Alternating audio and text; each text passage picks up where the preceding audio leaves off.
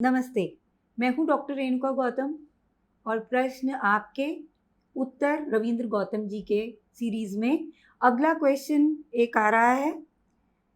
रविंद्र जी ये मुंबई से पूछ रहे हैं और इन्होंने अपना नाम गोपनीय रखने की रिक्वेस्ट की है। ये कह रहे हैं कि ये क्लास 1 ऑफिसर हैं और इनकी ऊपर की कमाई भी ठीक ठाक ही है, लेकिन इनकी लाइफ में चैन नहीं है। इन्हें क्या करना चाहिए? जिन साहब का प्रश्न है, जाहिर सी बात है, ये अपने नाम को गोपनीय रखना चाहते होंगे। ठीक है, रखना भी चाहिए। हम इनका नाम को उजागर नहीं कर रहे हैं, लेकिन साथ के साथ जो इनका प्रश्न है कि इनके जीवन में, इनके लाइफ में चैन नहीं है। चैन तो खो ही जाएगा ना। ऊपरी कमाई, एक्स्ट्रा इनकम, टेबल के नीचे की इनकम, ये क्या है? आप अगर सरकारी नौकरी में हैं, क्लास 1 ऑफिसर हैं, तो सरकारी नौकरी में हैं, अच्छा वेतन होगा, अच्छी सुविधाएं सरकार देती है। इस सब के बावजूद भी, और जितना वेतन सरकार देती है, जितनी सुविधाएं सरकार देती है, उससे आपका जीवन, आप अच्छे तरह से अपने बच्चों को शिक्षा दे सकते हैं, अच्छी परवरिश दे सकते हैं। इस सब के बावजूद भी आप अतिरिक्त इनकम के चक्कर में पड़ गए, ऊपर की कमाई के चक्कर में पड़ गए। ऊपर की कमाई ने सिर्फ इनका ही चैन नहीं छीना हुआ है, पूरे देश का चैन छीना हुआ है। सरकार हर सरकारी नौकरी वाले व्यक्ति को सारी सुख सुविधाएं देती है। अगर आज पीएन भी है कहीं पे, क्लास 4 का जिसे हम कहते हैं, उसकी भी इनकम मैं समझता हूँ सैलरी 40,000, 35,000, 40,000, 50,000 रुपये से कम नहीं है। क्या प्राइवेट जॉब में इतने पैसे मिलते हैं पीएन को? नहीं मिलते। तो यानी कि एक अच्छा वेतन मिल रहा है, उसके बाद उस पीएन को भी जो है एक्स्ट्रा इनकम चाहिए। वो आपको अपने अधिकारी तक पहुंचाने के लिए, आपका मैसेज देने के लिए भी उसको कुछ इनकम चाहिए। आप उसकी जब जेब गर्म करेंगे तो वह आपको अपने अधिकारी से मिलवाएगा। ये चलन बन गया है। जो क्लर्क है, जो बाबू है, वह भी अपनी फाइल, आपकी फाइल काम की, वो अपने अधिकारी तक एक टेबल से दूसरी टेबल तक पहुंचाने के लिए उसको पैसे चाहिए। जब आप उसकी जेब गर्म करेंगे, जब उसको अंडर द टेबल देंगे या ऊपर की कमाई देंगे, तब वो आपकी फाइल आगे पहुंचाएगा। जबकि वह, उसका कर्तव्य है, वो अपने कर्तव्य को भूल गया है और इस ऊपरी कमाई के चक्कर में उसने सारे सिस्टम का चैन छीन लिया है और साथ के साथ अपना भी चैन खो दिया है। क्योंकि जब आप इस तरह का गलत कार्य करते हैं, घृणित कार्य करते हैं, मैं इसे घृणित कार्य कहूँगा। क्यों? जब आपके पास कोई व्यक्ति, गरीब व्यक्ति ज़्यादातर पहुंचते हैं। अगर सरकारी अस्पताल में आप हैं, आप डॉक्टर्स को देख लीजिए, एडमिनिस्ट्रेटर्स को देख लीजिए, वहाँ पे काम करने वाले लोगों को देख लीजिए। आपको अगर सरकारी अस्पताल में ट्रीटमेंट चाहिए, बेड चाहिए, ऑपरेशन कराना है, तो आपको कहीं ना कहीं लोगों को पैसे खिलाने हैं, तभी जाके आपको ट्रीटमेंट मिलेगा। नहीं तो वो कह देंगे बेड नहीं है, आप जाइए प्राइवेट हॉस्पिटल में। बट आप अफोर्ड नहीं कर सकते हैं, इस वजह से आप किसी न किसी तरह से आप कुछ पैसे उनको देते हैं। और ये सभी गवर्नमेंट डिपार्टमेंट में इस तरह की भ्रष्टाचार व्याप्त है। जब आप लोगों से पैसे लेते हैं किसी ना किसी तरह से, सो कॉल्ड ऊपर की कमाई, अंडर द टेबल, कहीं ना कहीं जो आपको पैसे देता है मजबूर व्यक्ति, वह उस पैसे के साथ में एक बद्दुआ भी देता है। उसकी आह भी आप तक आती है। अगर दुआ किसी की लगती है तो बद्दुआ भी लगती है, और वह आपका सुख चैन सब छीन लेती है। आपको सिर्फ यही नहीं कि सिर्फ उसकी बद्दुआ आ रही है, आपको खुद भी डर रहता है कि कल को मेरे घर पे रेड ना पड़ जाए, कल को विजिलेंस ऑफिसर रेड ना डाल दे, मेरा भ्रष्टाचार बाहर ना आ जाए, कल को कोई कैमरा लगा के, हिडन कैमरा, स्पाई कैमरा लगा के ना आ जाए। हालांकि उसके भी लोगों ने तरीके निकाले हुए होते हैं कि इन्होंने पैसा डायरेक्ट नहीं लेना होता है, किसी और के थ्रू लेते हैं, कोई पान वाले की दुकान पे पैसे वहाँ देने की बात कर देता है। बहुत सारे तरीके हैं, बेहतर जानते हैं। लेकिन अल्टीमेटली जो चैन है वो तो खो गया ना आपका। अगर आपके जीवन में सुख चैन नहीं है तो ऊपर के पैसों का आप करेंगे क्या? आप अगर गद्दों में, हम सुनते हैं ना कई बार अखबारों में खबरें आ जाती हैं कि फलाने ऑफिसर के यहाँ रेड पड़ी, आईएएस ऑफिसर के यहाँ रेड पड़ी, आईपीएस के यहाँ पड़ी, एक्स्ट्रा बहुत सारी आती हैं, तो उसके गद्दों में पैसे मिले, सोफे में पैसे मिले। उन यानी कि जो गद्दों में पैसे हैं वो आपके इस्तेमाल के लिए नहीं है,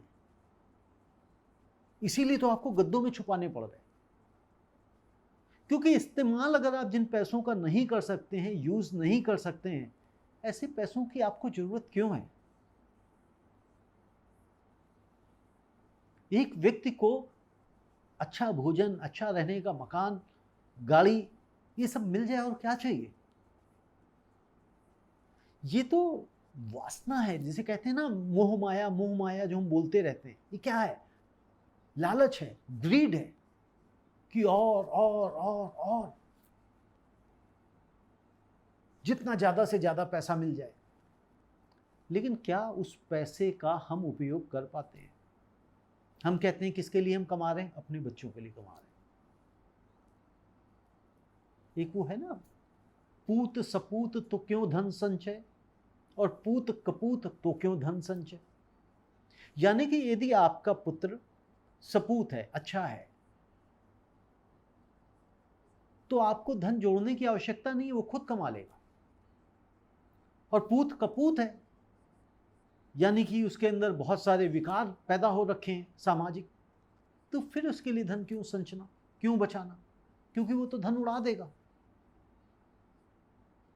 जब हमारी मृत्यु होती है तो हम कितना पैसा लेके जाते हैं? क्या लेके जाते हैं?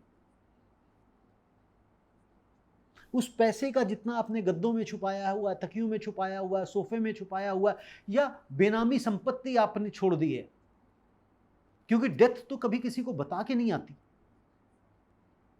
ऐसे बड़े सारे नेताओं की बात कर लें, मंत्रियों की बात कर लें, राजनेताओं की बात कर लें, या इस तरह के लोगों की बात कर लें, अगर इनकी अकस्मात मृत्यु हो जाती है तो जो पैसा इन्होंने जिनके पास रखा होता है वो पैसा उन्हीं का हो जाता है। वो पैसा देते तो नहीं है ना, कि आपके परिवार को आके वो दे देंगे कि जी साहब पैसा छोड़ गए थे मेरे पास। हो सकता है कुछ लोग दे भी देते हो, अगर 100 रुपये आपने रखे तो हो सकता है 20 रुपये आके दे जाते हो, 10 रुपये दे जाते हो, बट हम ये सोचे 100 रुपये दे जाते नहीं।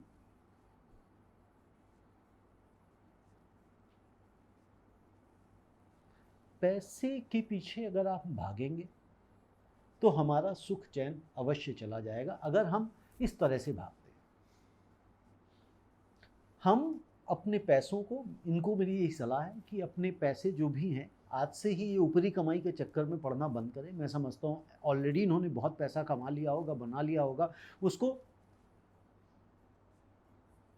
उजागर नहीं कर पा रहे होंगे, जाहिर सी बात है नहीं कर पाएंगे।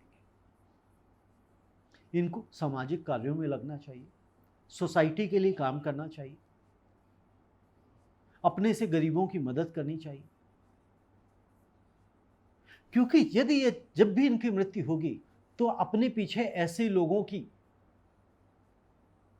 महफिल छोड़ के जाएं जो ये कहें कि फला साहब ने अपने जीवन में हमारी बहुत मदद करी है। ऐसे लोग ना छोड़ के जाएं कि जो कहें कि अच्छा हुआ मर गया, उसने हमारा बहुत शोषण किया है, हमसे भी पैसे ले लिए। ऐसा नहीं। तो इनको आज ही ये शपथ लेनी चाहिए कि जीवन में आज से ये ऊपरी कमाई के चक्कर में नहीं पड़ेंगे, और अपने नीचे वाले लोगों को भी प्रेरित करें, उनको बताएं कि इससे क्या क्या नुकसान हो सकते हैं, क्या क्या हानियां हो सकती हैं, और समाज के लोगों की मदद करें जितनी यथासंभव हो सके।